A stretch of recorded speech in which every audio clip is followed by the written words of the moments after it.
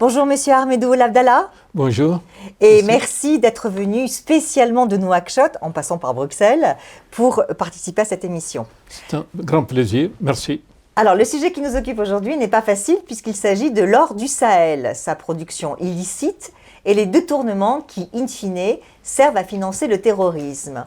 Le Centre 4S pour stratégie et sécurité dans le Sahel-Sahara que vous avez créé et que vous dirigez vient de publier 2 articles de fond sur le sujet. Alors, pourquoi avoir choisi de tirer la sonnette d'alarme maintenant sur les mines d'or du Sahel et le terrorisme ? Oui, c'est un sujet extrêmement important, mais sous-estimé. Les observateurs, diplomates, stratèges et autres ont tendance à penser que l'or est comme le cuivre, le fer ou les autres minéraux. Ce qui est excessif peut-être comme analogie entre les deux minéraux, l'or sert aussi à financer des activités occultes parce qu'il est produit plus librement, plus facilement par des artisans, par des groupes. Et les instruments qui permettent de l'exploiter sont plus faciles à transporter que ce qu'il faut pour le cuivre, le pétrole, le fer, ainsi de suite. Donc les détournements sont plus faciles. Les détournements sont plus faciles, la production est plus facile, informelle, le transport est plus facile et surtout la vente. Est-ce que la décision de publier cet article vient justement du fait de cette insécurité grandissante ? Nous avons décidé de publier cet article pour plusieurs raisons. Une, nous ne voulons pas que le sujet qui est si important soit sous-estimé. Parce qu'il y a 2 ou 3 grandes multinationales qui exploitent l'or. On oublie les artisans. On oublie aussi tous les réseaux de la production, du raffinage clandestin. Et troisièmement, ce tort est lié à des réseaux terroristes. Soit ils le font pour les attentats, soit ils le font pour ne pas faire face à leurs responsabilités vis-à-vis des États, c'est-à-dire taxes, sur les impôts, sur l'emploi, sécurité sociale. Donc il y a toutes les raisons de ne pas sous-estimer la production d'or qui est importante et qui contribue à la déstabilisation de nos pays. Et quand je dis déstabilisation, j'inclus là-dedans ce que j'appelle et que j'aime répéter ici, la retribalisation. Je veux dire par là que pour se protéger, les activistes dans le domaine de l'or réactivent les réseaux traditionnels tribaux au niveau des gouvernements, des services de douane, des impôts, des transports, ainsi de suite. Parlons un peu de vous maintenant. Vous êtes une figure tutélaire dans votre pays, la Mauritanie, où vous avez occupé les postes de ministre du Commerce et des Transports, ambassadeur aux États-Unis auprès des États du Benelux et de l'Union européenne, puis, bien sûr, on vous connaît surtout comme ça, ministre des Affaires étrangères et de la coopération. Avant d'entamer une longue et brillante carrière aux Nations Unies, d'abord comme directeur au siège à New York, avant de partir sur le terrain comme représentant spécial du secrétaire général au Burundi, de 1993 à 1995, un pays qui vous a beaucoup marqué, puis représentant spécial pour l'Afrique de l'Ouest entre 2002 et 2010, où vous avez dirigé le premier bureau régional des Nations Unies, UNOWA. Puis en Somalie, comme représentant spécial de 2007 à 2011, en 2015, le secrétaire général vous a nommé membre du groupe d'experts chargé de revoir la structure des politiques de consolidation de la paix. Et en 2019, vous avez été choisi pour présider le groupe de travail devant examiner le Bureau des Nations Unies pour l'Afrique centrale, l'UNOCA. Alors, que vous inspire cette longue carrière onusienne par rapport à la situation de l'Afrique aujourd'hui sur l'échiquier mondial et notamment la région du Sahel sur laquelle vous avez beaucoup travaillé? C'est que mon parcours humain ou professionnel m'inspire aujourd'hui face à beaucoup de crises, c'est de l'autoresponsabilité. J'assiste depuis quelques années, et surtout les derniers 12-18 mois, à une grande tendance dans le Sahel à blâmer les autres pour nos propres problèmes, quelle que soit leur responsabilité. Je suis de ceux qui pensent qu'il faut cesser de perdre beaucoup de temps à regarder le rétroviseur. Nous devons regarder en avant pour éviter les accidents. Donc voilà ce qui m'inspire ma vie professionnelle. tenir compte de ce qui existe, en particulier dans les pays à succès, comme Singapour, la Malaisie, mais aussi comme le Botswana en Afrique, comme le Cap-Vert, des pays qui n'ont pas de ressources, mais où il y a une transparence politique exceptionnelle et un succès. Quelle est votre vision aujourd'hui de la diplomatie mondiale à l'égard de l'Afrique? Alors, moi, je pense que ce qui est très intéressant, c'est cette montée en puissance de certains pays africains, en particulier l'Afrique du Sud, mais pas seulement que l'Afrique du Sud. Je vois ce qui se fait en Éthiopie, malgré les guerres civiles. Il y a énormément de travail qui se fait dans le bon sens. Je vois au Maroc l'effort entrepris pour les infrastructures physiques, la protection de l'environnement. J'ai remarqué aussi le développement exceptionnel des infrastructures physiques au Sénégal, en Côte d'Ivoire. Quelle que soit la limite de leur marché, on ne reconnaît pas Dakar par rapport à il y a 10 ans. Alors revenons maintenant, si vous le voulez bien, au vif du sujet. En quoi l'exploitation illégale d'or ou les ventes illicites d'or accentuent comment dirais-je, le terrorisme et les violences au Sahel? Oui. L'or est en fait quelque chose d'extraordinaire. Le général de Gaulle disait que c'est un produit pur, neutre, quand il voulait défendre la France et l'Europe contre le dollar. Le problème qui se pose aujourd'hui n'est pas l'or, c'est la façon dont nous, dans le Sahel, nous les gérons. L'exploitation, elle est industrielle, il y a des sociétés canadiennes et autres, mais surtout, elle est informelle. Et quand on dit informelle, il y a tout là-dedans.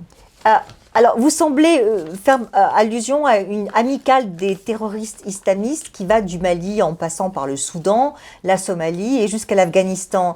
Et vous affirmez qu'elle s'autofinance par des ventes illicites comme l'opium pour les talibans, la piraterie maritime et le rançonnage pour les Al-Shabaab, ou bien, dans la région qui nous occupe, les ventes d'or par les groupes armés du Sahel, issus du groupe État islamique ou bien d'Al-Qaïda. Quand vous avez une société minière, public associé à une multinationale, c'est une bonne chose. Mais quand, parallèlement, vous êtes associé à des sociétés d'exploitation non reconnues, ou quand vous regardez de l'autre côté, pendant que des particuliers, des individus exploitent l'or, ça pose un problème pour l'État. Et surtout, nos gouvernements, y compris le mien en Mauritanie, doivent savoir qu'on ne peut plus, comme dans les années 2000, cacher la vérité. Il y a les réseaux sociaux, il y a les WhatsApp qui filment, qui photographient. Quand on exploite de l'or aujourd'hui, tout le monde le sait, pas seulement les sociétés minières, mais les individus, et l'exploitation de l'or aujourd'hui est de plus en plus informelle dans le Sahel, par des groupes particuliers qui se financent et qui, certainement, doivent donner des coups de main à des officiels. Sinon, ils ne pourraient pas le faire. Et c'est là où on en vient à la corruption. Voilà, sans complicité, ce serait sans doute très difficile. Mais sans les recettes d'exportation que leur procure l'or, les États du Sahel seraient bien en peine de financer les hôpitaux et les écoles dont leur population ont si grand besoin. Alors, par chance, la région regorge d'or et une production industrielle a fini par se développer. Elle est ancestrale au Ghana, plus récente au Mali, au Burkina Faso, encore balbutiante dans les autres États du Sahel. Mais c'est l'orpaillage traditionnel en fait, une activité qui remonte à la nuit des temps dans nos régions, qui fait le plus de ravages et qui est la plus à risque, surtout quand il n'est pas contrôlé, n'est-ce pas? Absolument.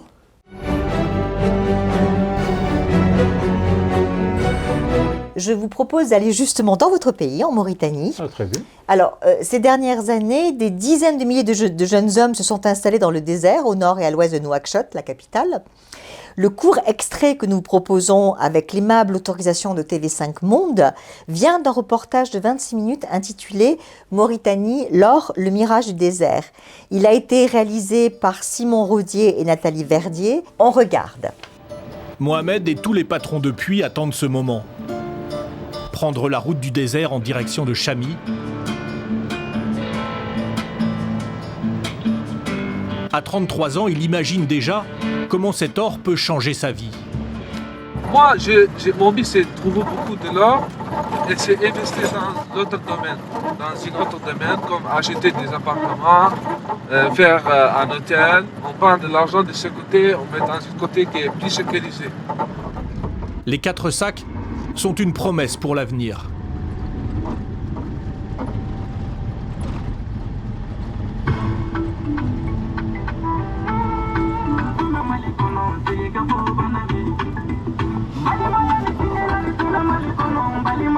Chami est une oasis au milieu du désert, le carrefour de l'or mauritanien. Il y a 10 ans, avant la ruée des orpailleurs, la ville n'existait pas. Des centaines de maisons sont sorties du sable. Une zone de ravitaillement et de transit pour plusieurs dizaines de milliers de chercheurs d'or. Une partie d'entre eux sont des immigrés maliens. À 25 ans, Boubacar habite à Chami depuis 3 ans. J'ai des frères ici, mais je ne sais pas s'ils ont quitté en brousse. Sinon, j'ai des frères ici, ils ont logé ici.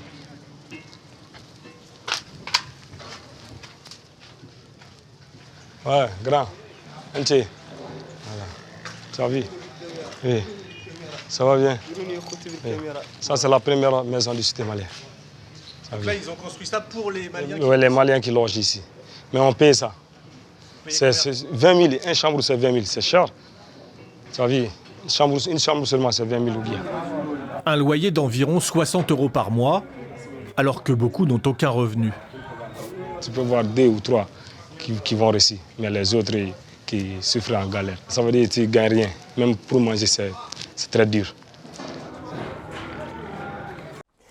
Alors, monsieur Abdellah, des mines comme celle de Temaya, là, qu'on a vu dans l'extrait, fleurissent un peu partout aujourd'hui en Mauritanie, amenant une cohorte de jeunes de toute la sous-région.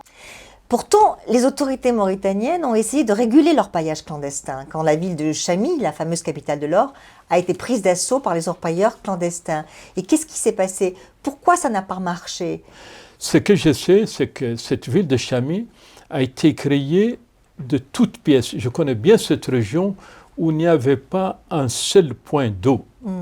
Le problème, c'est toujours dans nos pays, y compris le mien, ce côté informel. Donc, cette exploitation d'or qui attire beaucoup de Mauritaniens et des étrangers comme ces jeunes du Sahel, sans parler du Soudan, ne suffit pas. Donc, il y a un problème de gestion de nos pays du Sahel. Ce n'est pas la faute des mines, ce n'est pas la faute des multinationales, mais la poussée démographique, ce n'est pas politiquement correct d'en parler, il faut pourtant en parler. Si l'économie ne suit pas, la démographie apparaît comme exagérée. Et les gens, dans tous les Sahel, cherchent donc à survivre. Et l'or, effectivement, est un secteur informel qui permet à ces gens donc d'avoir une occupation, même si elle est effective, parce qu'après tout, en fin de journée, ils n'ont que 10 ou 12 grammes. Mais le sens de ma question, c'était les autorités mauritaniennes semblaient avoir pris conscience que cette ruée vers l'or allait provoquer une panique, des problèmes sanitaires, voire des problèmes de santé. Qu'est-ce qui a fait que ça n'a pas... Il y a eu de trop grand afflux? Elles ont été débordées? Moi, je pense que les autorités mauritaniennes, donc, dans la foulée, ont créé une société nationale, Médor, et au lieu de laisser le monopole à la société formelle, une multinationale, mais je n'ai pas de doute que, comme dans tous les pays du Sahel, il y a probablement des complicités ou des intérêts. Je n'appelle même pas ça complicité, des intérêts. Mais je pense que la Mauritanie, comme vous dites, il y a une grande multinationale, donc canadienne, qui est là-bas. Il y a une société dont on ne parle pas souvent, une société émirati et russe. On n'en parle pas souvent, mais qui certainement doit faire du bon travail parce qu'elle est là-bas depuis plus d'1 an. Et il y a ces efforts du gouvernement d'essayer d'amener la sécurité et des points d'eau. Mais moi, je regarde surtout du côté Algérie, Maroc, où il y a certainement le même rush vers l'or, mais géré de façon qui permette la présence de l'État. Et je suis connu en Mauritanie ou ailleurs comme libéral, je ne suis pas pour les sociétés étatiques. Mais aujourd'hui, ça devient un problème de sécurité à cause de l'utilisation de l'or. Donc, en ouvrant à tout le monde, on pénalise l'État et on pénalise les sociétés privées qui font du bon travail.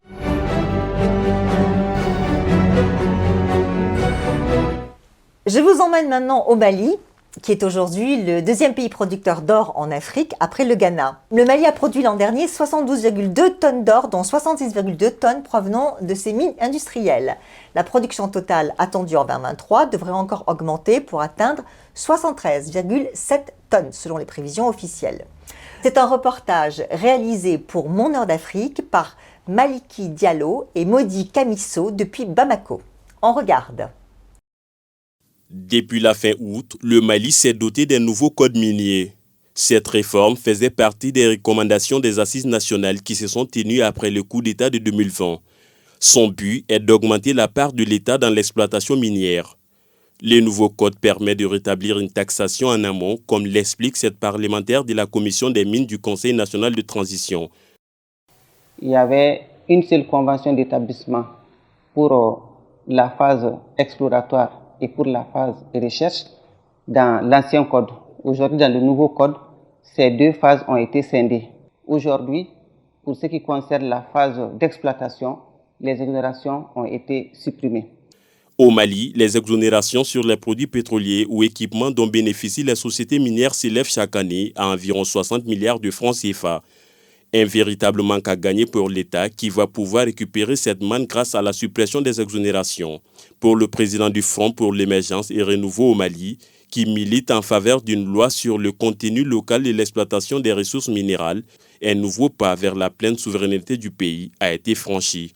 Ce nouveau code et la loi sur le contenu local va permettre au Mali à coup sûr d'assurer sa pleine souveraineté parce que c'est une manne financière d'environ 2000 milliards de francs CFA qui s'ajoutera en tout cas à l'économie nationale, sans compter les retombées dues en tout cas au boosting que ça amènera dans le secteur agricole, dans le secteur de l'élevage entre autres. Porter la contribution de l'industrie minière à 15 ou 20% du PIB, c'est aussi l'objectif de l'État. Des sociétés telles que Barrick Gold ont contribué entre 5 et 10% du PIB entre 2010 et 2022. Mais pour cet économiste chercheur à la faculté des sciences économiques et de gestion de Bamako, l'État pourrait encore mieux faire. Il faut reconnaître que le secteur minier au Mali est très gangréné par l'orpaillage, on va dire informel, qui engendre d'énormes pertes au niveau de nos recettes publiques. Si on parvient davantage à mieux réglementer ce secteur-là, je parle de l'orpaillage informel, l'État pourra effectivement gagner davantage plus. Il faut rappeler que l'or aujourd'hui c'est 75% des recettes d'exportation. On peut faire mieux que ça. Malgré la crise sécuritaire et institutionnelle, le secteur minier semble avoir résisté jusqu'à présent. Chaque année, les autorités évaluent la contribution du secteur artisanal à 6 tonnes d'or, mais ces chiffres sont contestés dans de nombreux rapports dénonçant des détournements d'or dont une partie financerait le terrorisme.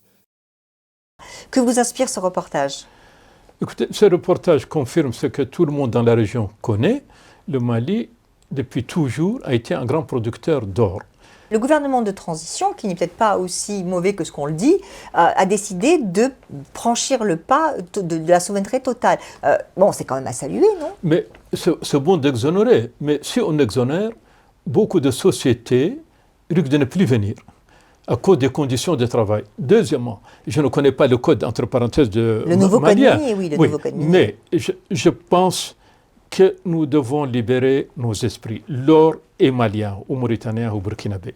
Les sociétés peuvent être canadiennes ou internationales, et ainsi de suite. Alors, justement, il y a un certain nombre de grandes compagnies qui gèrent l'or du Mali. Donc, le secteur est bien... Oui. Donc bien formalisé, on va dire. Oui. Et là, alors permettez-moi une question de journaliste. Oui. Et là, est-ce qu'on peut s'attendre à des détournements ou bien c'est justement extrêmement formalisé, c'est impossible? Non. Dans ce genre de ces sociétés, il y a quand même beaucoup de personnes compétentes au Mali, dans le domaine fiscal, dans le domaine des impôts, dans l'économie et beaucoup d'ingénieurs. Toute société cotée à la bourse de New York s'expose à une supervision du Congrès américain. Elle s'expose donc à un article de presse ou un rapport d'une ONG. Mais là, on a des Canadiens et des Australiens au Mali. Eux aussi sont soumis à ce genre de contrôle? Absolument, parce que la plupart sont cotés à la bourse de New York. Toronto est lié à la bourse de New York. Donc, si nous gérons bien et dans la transparence, nous laissons les ministères s'en occuper et que les présidents prennent une distance. Quand je dis les présidents, leur famille, ceux qui viennent les voir le soir, les Africains ne sont pas plus incompétents, bien au contraire, que d'autres. Et ils ont la chance de parler librement. Mais le problème, c'est nos systèmes. Si on les change, si on les modernise, les sociétés vont s'aligner et l'ordre informel diminuera.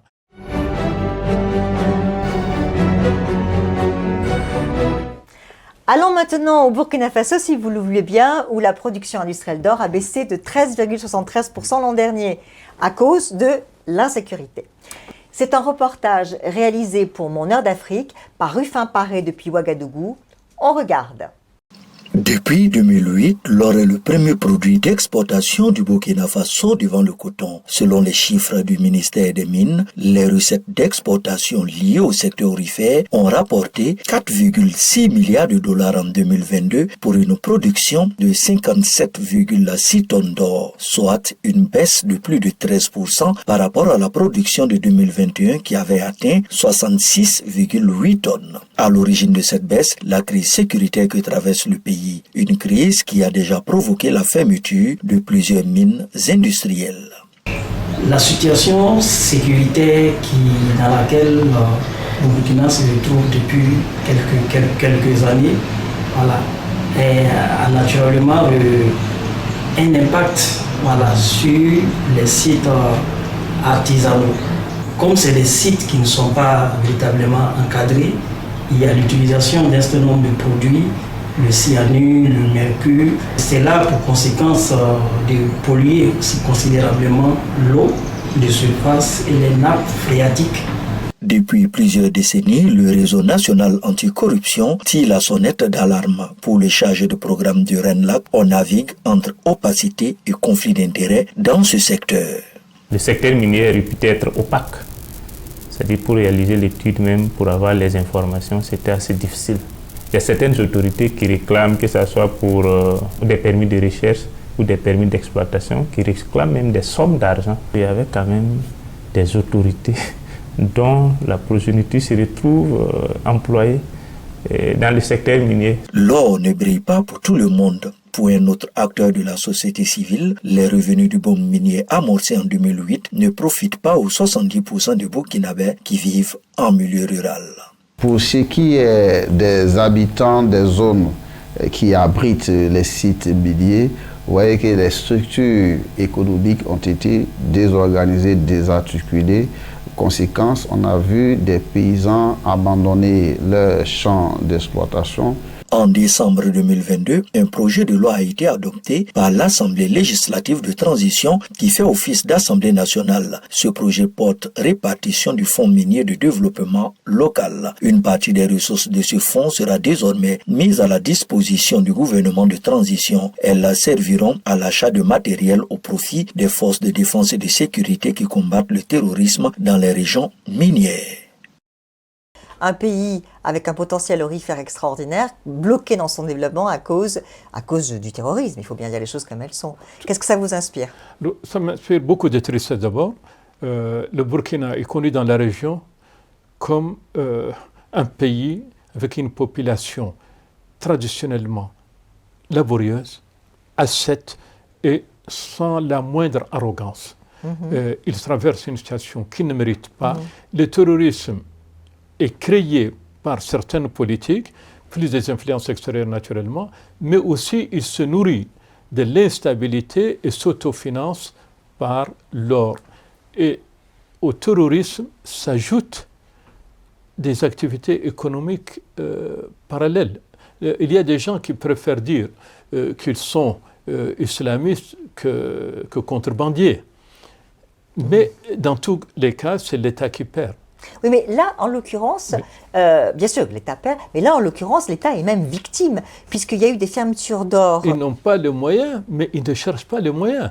La querelle, la course pour le pouvoir qu'on voit fait qu'ils pensent plus à eux, même si c'est de manière temporaire, qu'au pays, aux intérêts du pays à long terme. Oui, les intérêts du pays, c'est que ces mines soient à nouveau mises en exploitation. Absolument, et qu'il y ait la stabilité, et on sait où se trouvent ces mines. On ne peut plus tricher comme dans les années 70. Et ça, ce n'est pas de Burkina seulement, c'est tout le Sahel. De nombreuses attaques terroristes au Burkina Faso se sont produites dans un rayon d'environ 25 km des zones minières artisanales. Outre les nouvelles recrues, les mines d'or fournissent également aux groupes de djihadistes une source immédiate d'explosifs qui peuvent être utilisés dans des attaques ailleurs. Là, on est vraiment dans un cas de figure où l'or du Sahel finance le djihadisme. Ils vont dans les mines, ils se servent, ils prennent les explosifs et s'en servent contre les États. Tout à fait.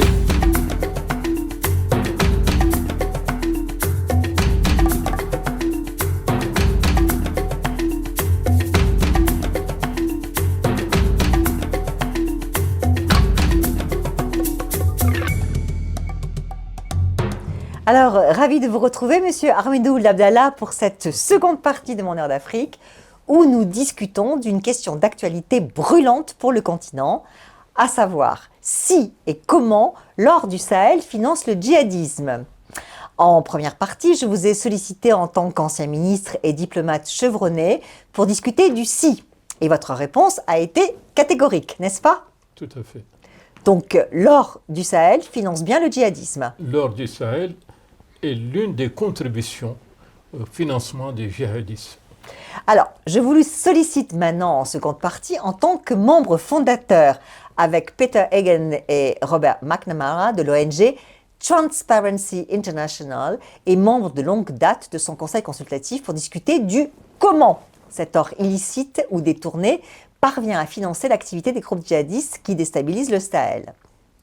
Pour ceux qui nous rejoignent, je rappelle qu'après des études supérieures en économie et sciences politiques en France, vous avez été ministre à 2 reprises dans votre pays, la Mauritanie, avant d'entamer une brillante carrière onusienne. Vous avez aussi rejoint la Banque mondiale de 1996 à 2002 pour y diriger la Coalition mondiale pour l'Afrique, présidée par Robert McNamara.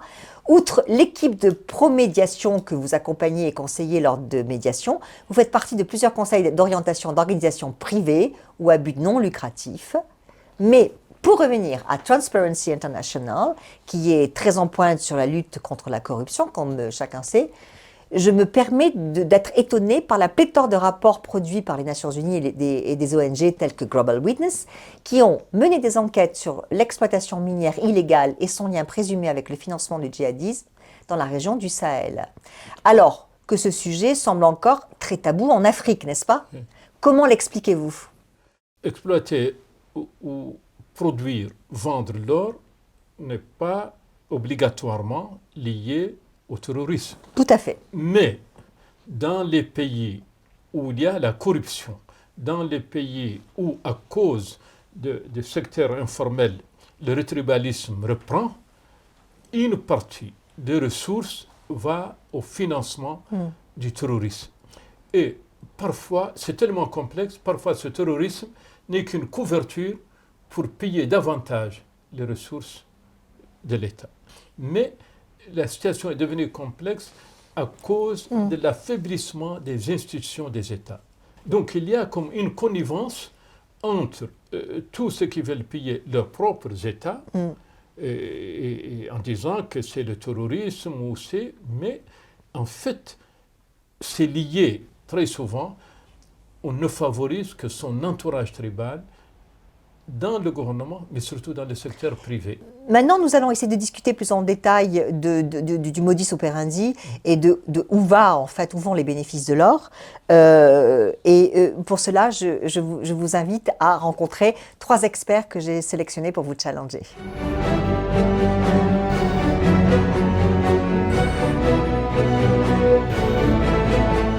Alors, les extrémistes qui s'emparent des mines d'or, soit directement, soit en exigeant de l'argent pour leur protection, font sortir clandestinement une grande partie de l'or du pays, le plus souvent vers des acheteurs sur les marchés de Dubaï.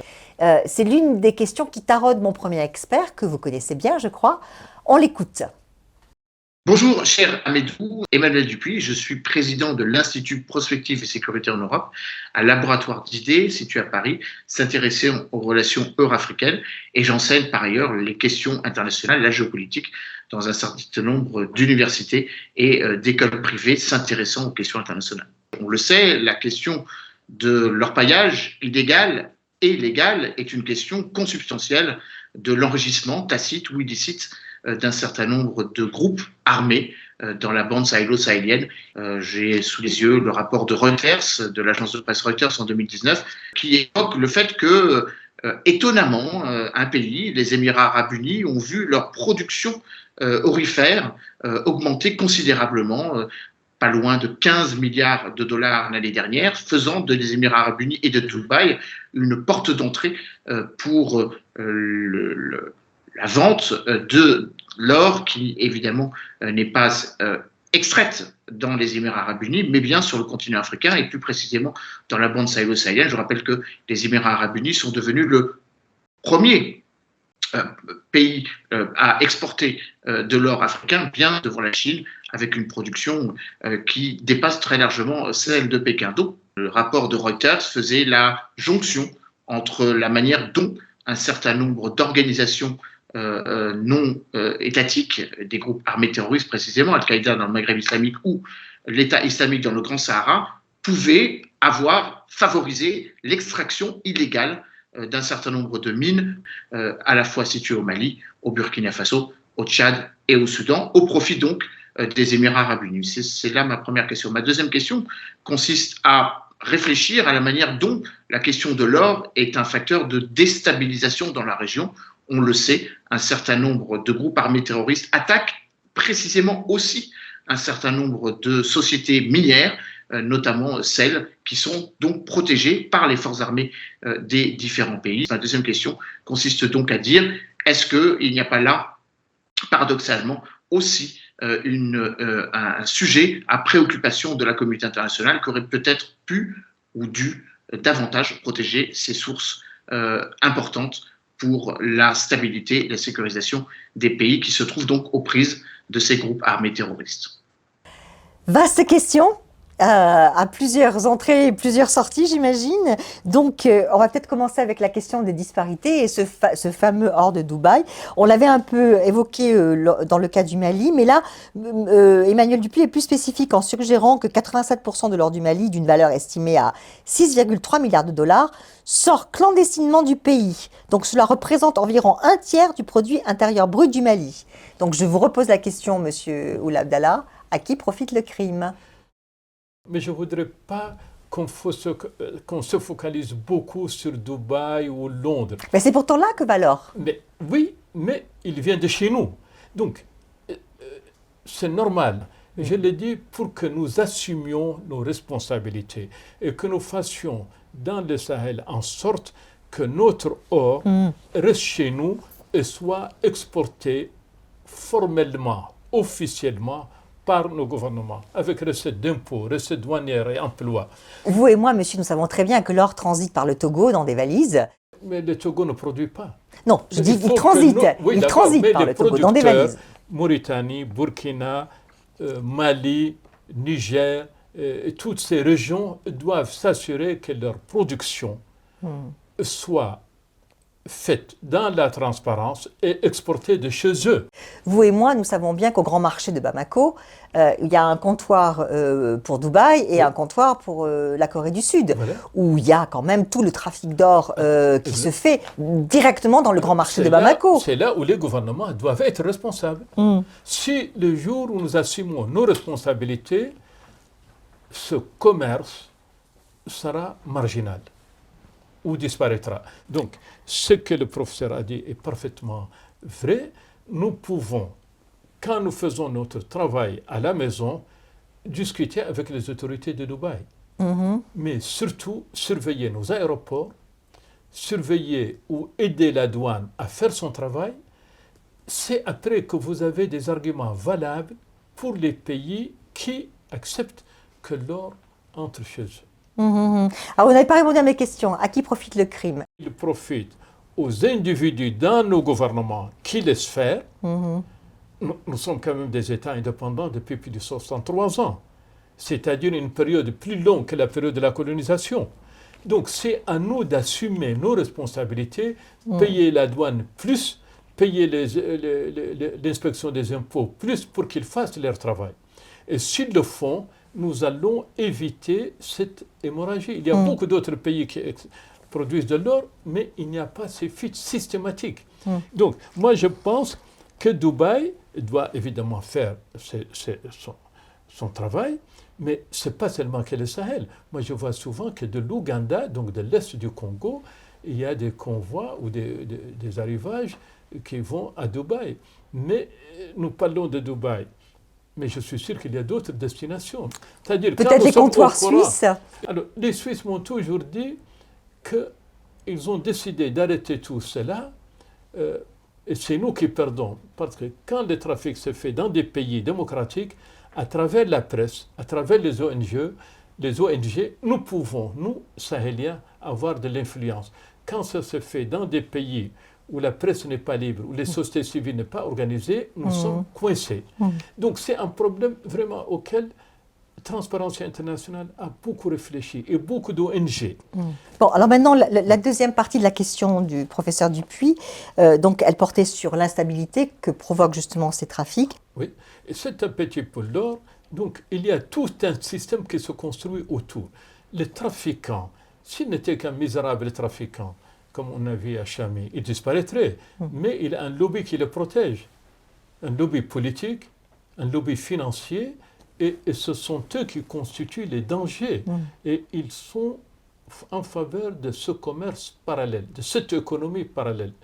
Et ils financent effectivement le terrorisme, ils financent surtout la déstabilisation des États. Ils ne payent pas les impôts, il n'y a pas de chiffre d'affaires, ils ne payent pas le droit de douane, et évidemment, ils ne payent pas la sécurité sociale pour leurs employés. Alors, qu'est-ce qu'il faut faire selon vous? Comment on peut aider ces États africains? Ils peuvent s'aider eux-mêmes en décidant d'être transparents, donc d'aider les compagnies nationales ou internationales qui font ce travail. C'est ce que vous disiez, donc faire des champions nationaux. Faire des champions nationaux.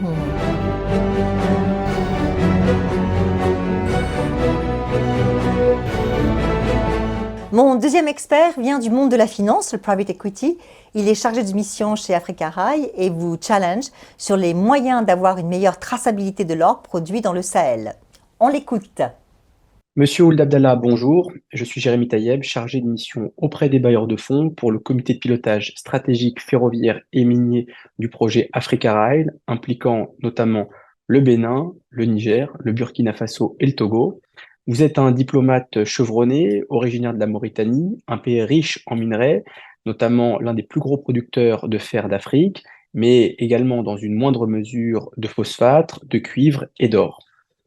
Aujourd'hui, certains pays conscients des problèmes qui découlaient du secteur minier ont décidé de renforcer leur législation grâce à la norme ITIE, Initiative pour la transparence dans les industries extractives, visant à promouvoir la transparence et la responsabilité dans les industries extractives, y compris l'exploitation minière, pétrolière et gazière.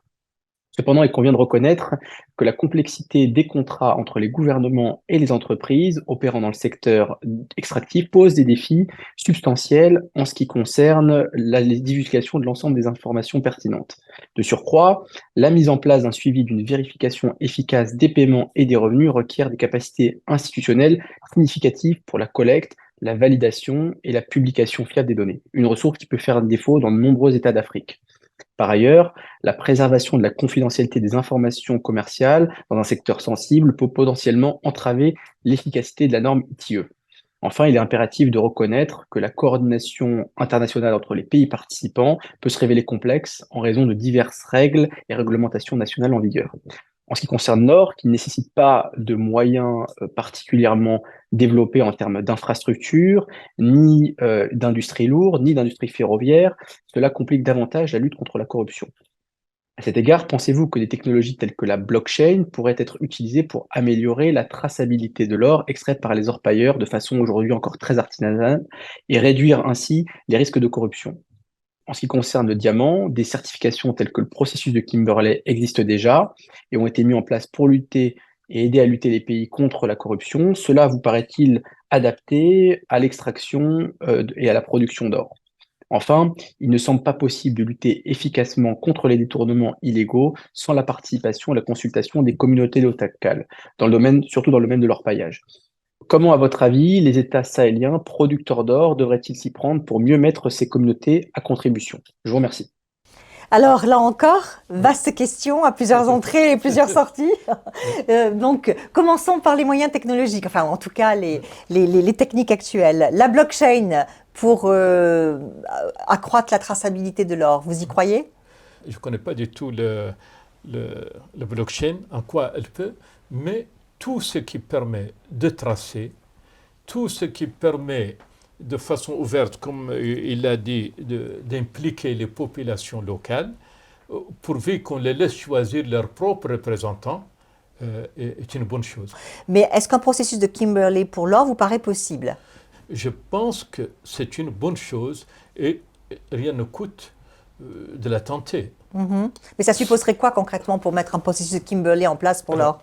On fait comme pour le diamant. Donc, si nous voulons faire dans nos régions du Sahel du bon travail pour tracer, dans ce domaine, pour avoir plus de traçabilité. Pour tracer, les deux idées sont très bonnes. Et ceux qui n'y croient pas peuvent regarder ce qui se passe au Soudan. Je suis convaincu qu'une partie de la crise actuelle, la crise de la guerre civile du Soudan est liée à l'or. Les ressources naturelles... En tout cas au trafic d'or. Au trafic d'or, à la production d'or, au trafic, à la gestion illégale ou tribaliste ou clanique de l'or. Est-ce qu'il n'y a pas un peu une illusion en disant impliquant davantage les communautés? Peut-être qu'il y a aussi une formation des élites locales à faire. Tout à fait. Moi, je pense que, si je comprends bien ce qu'elle veut dire, il veut dire associer la population locale. Mais si on associe les communautés au sens traditionnel, c'est l'élite de cette communauté, le chef du village ou de la tribu, qui va s'impliquer dans le système officiel. Oui, et qui va avoir les retombées, parce que les grandes compagnies donnent de l'argent aux communautés. Oui, mais il faut impliquer les populations, et pour cela... Dans l'utilisation de l'argent. Il faut la presse, et il faut la presse orale et les réseaux sociaux pour les informer qu'ils ont ce droit. C'est une véritable révolution de communication dont on a besoin. Et sans elle, on retombe toujours dans la distribution des dividendes.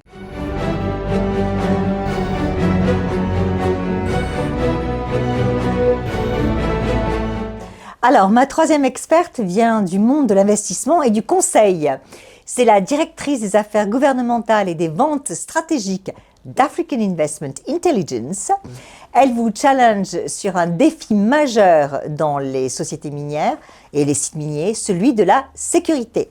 Et s'interroge également sur le pourquoi du non-aboutissement des accords d'Alger au Nord-Mali. On l'écoute. Salam alaikum, Baba Abdallah. Je suis Mirabel Mayak, je suis la tête des affaires gouvernementales d'une entreprise britannique basée à Londres qui s'appelle African Investment Intelligence, et je suis en même temps la fondatrice du forum African Investment Day, qui a pour but de rassembler le secteur privé non francophone des investisseurs privés avec l'Afrique francophone. Et en même temps, générer plus de visibilité pour cette zone non connue pour les investisseurs non francophones, particulièrement de l'Allemagne et du Royaume-Uni. Alors, ma première question, compte tenu des implications géopolitiques et la bataille de la France de ne pas perdre son pouvoir, en Afrique francophone notamment, qui résulte dans un environnement défiant, les pays sahéliens producteurs d'or. Alors voilà ma question. Pourquoi n'avez-vous jamais poussé à privatiser la sécurité? Ma dernière question est par rapport à votre travail. Un de vos grands défis était la sécurité et la paix. Pourquoi les Touaregs au Mali sont restés une tribu marginalisée? En gros, si j'ai bien compris ce que dit Mirabel Mayak, il y a des problèmes de sécurité, les États n'arrivent pas à y faire face parce qu'ils sont faibles. Pourquoi est-ce qu'on n'a pas songé à systématiquement privatiser en fait la sécurité sur les sites miniers? Alors, ça, c'est en fait une bonne question, parce que la privatisation de la sécurité a commencé très tôt, et en particulier dès la guerre d'Irak. La France est malheureusement le seul pays qui n'a pas encore privatisé une partie des forces de sécurité. Concrètement, sur les sites miniers, moi, je n'ai pas souvenir que c'était privatisé. C'est l'armée, on l'a vu dans le cas du Burkina Faso, c'est l'armée qui, ou bien des agents dédiés dans le cas de l'ONACIM, mais qui sont en fait des gendarmes, qui vont aller sur les sites et les protéger. Mais ce n'est pas leur travail. Donc la norme, c'est que c'est les gendarmes qui sécurisent les secteurs miniers. C'est devenu privé. C'est un marché très lucratif. C'est un marché très lucratif, très lucratif. Mais la sécurité des sites miniers est confiée à des sociétés privées et les plus célèbres dont le nom m'échappe est une société privée sud-africaine. C'est les premiers qui ont fait la sécurité des diamants en Sierra Leone. C'était des Sud-Africains post-apartheid. Alors pourquoi au Sahel, on n'ouvre pas le marché et on laisse les sites miniers être sécurisés par des sociétés privées? Le pouvoir public fait tout. C'est notre culture politique, c'est le pouvoir, c'est le président qui fait tout et les forces de sécurité. Mais à mon avis, la question n'est pas mauvaise. Nous devons voir comment privatiser la sécurité des secteurs miniers. Oui, à ce moment-là, il suffit d'appels d'offres. Les États font des appels d'offres. Vous formez vos anciens militaires. Ou vous formez vos anciens militaires. Et vous amenez une multinationale pour le faire. Ils ont plus de flexibilité. Bien sûr. Voilà. Donc ça résoudrait le problème, par exemple, du Burkina Faso qui a 3 mines à l'arrêt, faute de pouvoir les sécuriser. Et surtout, ça leur permet de sortir de la retraite et du chômage les anciens militaires. Alors, elle a posé une autre question sur le Mali. Alors, justement, oui, donc la non-application des Touaregs, selon elle, bien qu'il y ait eu l'accord d'Alger, c'est vrai qu'il n'a pas été appliqué. Le problème du Mali, c'est une bonne question pour moi, parce que le problème du Mali est une catastrophe pour nous, pour le Mali d'abord et pour la région. La crise du Mali ne date pas de la dernière crise, de la dernière guerre civile de 2012. La crise du Mali date depuis 1964 ou plus. Je suis de la région frontalière du Mali, par exemple, et ce qui me gêne, c'est qu'avant, c'était les Touaregs seulement. Mais aujourd'hui, il y a les Peuls. On n'arrive pas à les gérer parce qu'il n'y a pas eu, à mon avis, je n'ai pas tous les éléments, un débat ouvert que le Mali traditionnel ne couvre pas les frontières du Mali actuel. Comment trouver une gestion qui permet aux Peuls, aux Dogons de cohabiter ensemble, aux Touaregs de cohabiter avec les autres, et ça ne dépend que de nous. Et je pense, et je ne défends pas du tout tel ou tel pays, l'Algérie n'a aucun intérêt à avoir un État Touareg à ses frontières. Elle n'a aucun intérêt. Oui, mais les nouvelles autorités maliennes veulent re-rentrer à nouveau dans Kidal. Et d'ailleurs, c'est une des grosses pommes d'achoppement avec la France. Elles accusent la France de vouloir faire sécession. À un moment donné, ce qu'ils appellent les Arabes, c'est-à-dire les morts, se sont rebellés également. Et ce que je crains, c'est que ça soit un éternel recommencement avec maintenant cette crise avec les Peuls, comme l'imam Dicko, les rebelles, pas celui qui est à Bamako. Et la crise entre Dogon et Peuls. Nos pays doivent penser à ce que Senghor disait. En politique, la famille, c'est l'ennemi.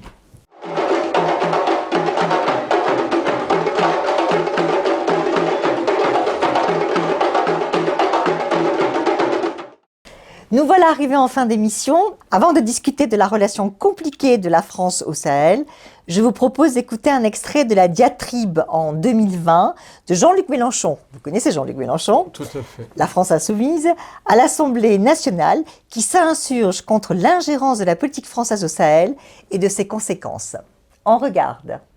Voici où nous en sommes. 8 ans de guerre, 55 Français morts, 5 milliards d'euros dépensés, 2 millions de civils déplacés. Cette année, 12 de nos militaires sont morts, 2 millions d'euros par jour. L'objectif est d'interroger et de faire entendre. Nous sommes en guerre, quels sont les objectifs? Disons-les clairement, je veux dire d'une certaine manière, vous savez comme moi, madame, monsieur le ministre, que nous nous retirons un jour. Personne dans cette salle ne dit, nous sommes là pour toujours. Alors à quelles conditions? C'est cela qu'il faut dire. Et comment compte-t-on les atteindre? À quelles conditions? Que faisons-nous là-bas? La guerre au terrorisme? Depuis quand la France fait la guerre à des concepts? Ce sont les États-Unis qui font ça. En Afghanistan, et on a vu le résultat. Qui est notre ennemi au Mali? Qui? Parce qu'il ne suffit pas de dire les djihadistes. Moi, je pose une autre question. Qui paye ces gens-là? Personne ne fera croire que les malheureux qui sont maintenant achetables pour peu dans une carrière militaire autour du lac Tchad qui se vide et où la catastrophe écologique devient une catastrophe politique. Qui les paie? Il faut nommer l'ennemi qui paye, parce que qui paye commande, et quelqu'un paye. Alors, une réaction à chaud? Mais c'est une intervention excellente. On n'a rien à ajouter. Je trouve que c'est extraordinaire comme réponse claire, limpide, mais surtout de mon point de vue, juste. Il faut trouver une solution à la présence française dans la région, et cette présence, à mon avis, n'est pas rejetée par la population.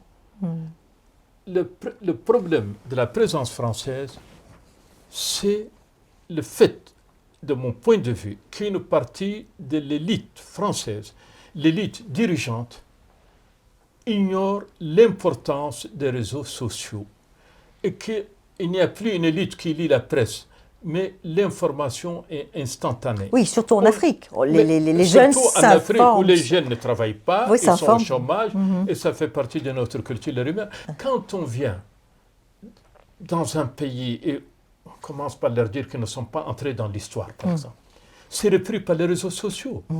Quand vous faites tout ce qu'un dirigeant français ou américain ou anglais dit, il doit savoir qu'il est repris par la base de l'opinion qui est au chômage, qui a tout le temps de la palabre. C'est une partie de notre culture de nous discuter. Ce n'est pas l'élite qui va commenter. Alors c'est fini, monsieur, pour la France au Sahel? C'est terminé? Non. La France au Sahel, c'est fini? Il n'y aura plus de troupes françaises? Non. La présence française ne doit pas être liée aux troupes. Et je pense que l'histoire, c'est le long terme. Il y a des hauts et des bas. Il y a une crise. Et dans l'Afrique francophone de l'Ouest, il faut aussi que les Français cessent de dire l'Afrique. L'Afrique est diverse. Parce que ce n'est pas seulement un réseau France-Afrique, mais il y a des réseaux aussi d'Afrique. Ce sont les réseaux sociaux qui font l'opinion en Afrique comme ailleurs.